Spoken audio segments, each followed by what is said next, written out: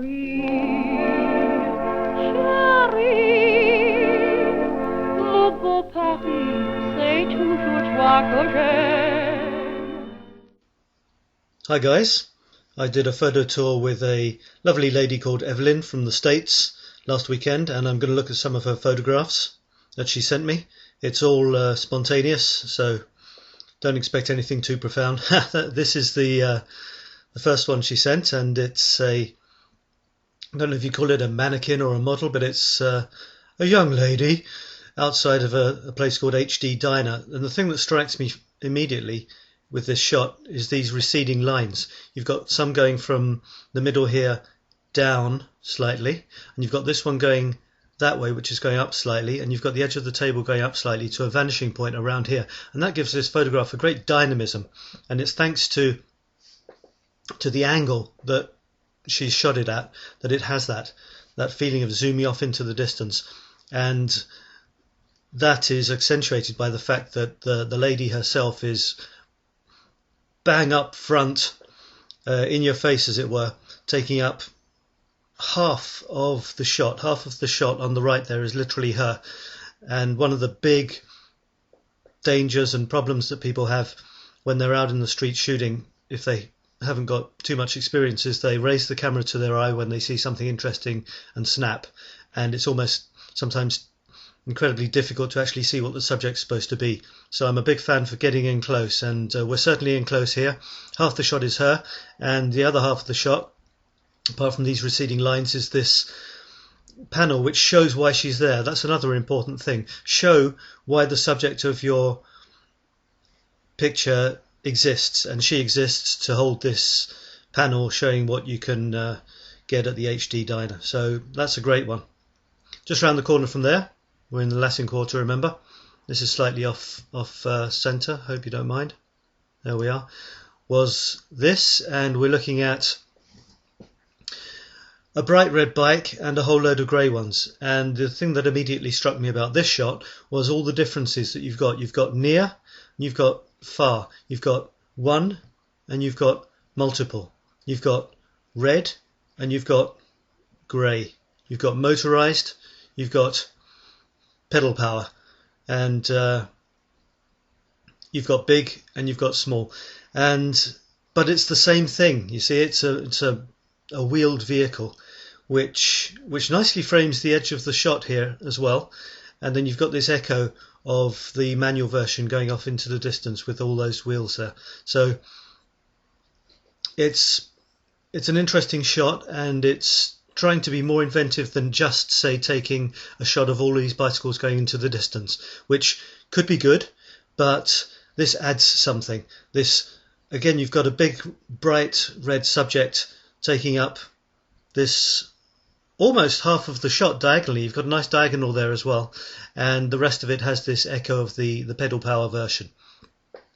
So it's a good example of using your eye inventively to not just take the first thing you see and trying to add a double element. There's repetition there. Repetition is a very important aspect of taking interesting photographs. Of course, we have the big white van which plagues all of my photographs. Whenever I'm walking around Paris, there's always a big white van to mess up my shots, and Evelyn's shot is no exception here. She could have waited a while, but watching the background is another thing that you can do.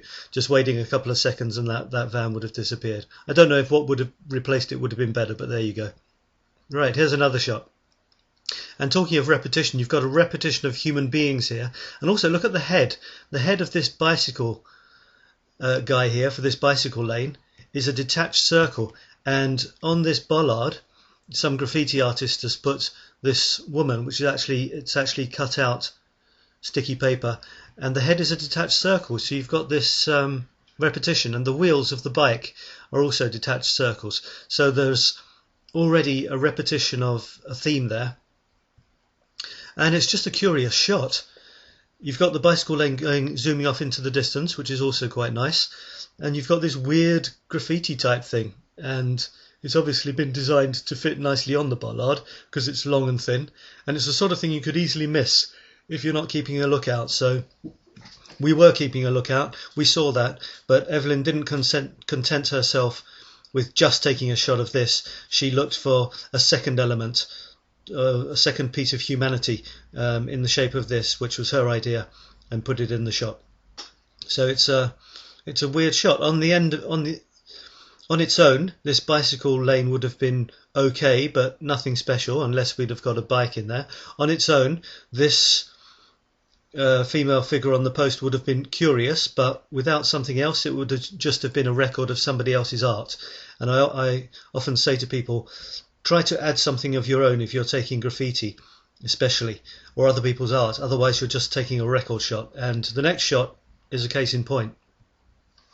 And I absolutely love this shot. When I saw it, I thought, wow, I wish I had taken that shot, as Evelyn knows. And it's a mystic, the famous mystic graffiti artist has put this. I think this isn't hers. I think this is somebody else who has added it.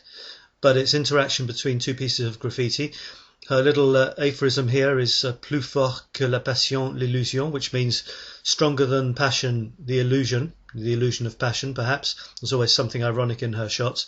And look what we've got here. We've got this superb bike going past as a blur, which for me is an echo of the word illusion. It's the illusion of a person, the illusion of happiness, the illusion of passion, the illusion of love.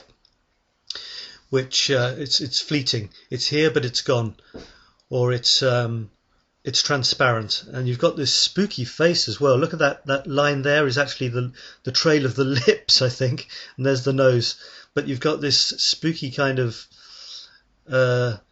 Easter Island statue, Aztec-y face there, and this blur of, and look how that perfectly frames the graffiti. You've got the head and the body there on the left, and the bottom of it is the arms and the handlebars, perfectly framing this piece of graffiti, which is also framed by the two brown panels on either side of the wall. So I absolutely love this shot. As a technical point, we used a slow shutter speed. She held the camera as still as she could so that the graffiti and the wall was sharp, but because we had about, I don't know, 15th of a second or something like that, the bike was a blur. So, lovely. Love that one. And here's the last one. The famous locks of Paris. I don't know if you followed the saga, but these locks started getting put on some of the bridges, like this one here, the Pont des Arts, and people would make their tryst, seal it, and throw the key in the river. And the Paris Council is always at a loss to know whether to get rid of them or whether there'd be an enormous outcry from the millions of people who have put their locks there. But nature is having its say as well, and the fence is starting to disintegrate, and this is an example. Just up above here is the top of the barrier, and you can see there's a hole there with the Pont de Neuf nicely framed by these locks and these bits of broken wire. So it's slightly ironic in that love never lasts, or maybe I'm being too profound, but there it is. And so it's an original frame for one of the most famous parts of Paris. She could have focused on the bridge and had this slightly out of focus, but it makes no difference really. Either one or the other is good enough. It was a flat day. You can see the lighting's quite flat. So a nice set of 5 photographs from Evelyn there. Thank you very much for sending me those, and hope to see you again in Paris soon. Cheerio. Bye bye. Depuis que je suis à Paris, le jour et la nuit, je suis gris. J'ai compris la douceur de vivre, je suis fou de joie, je suis ivre. Depuis que je suis à Paris.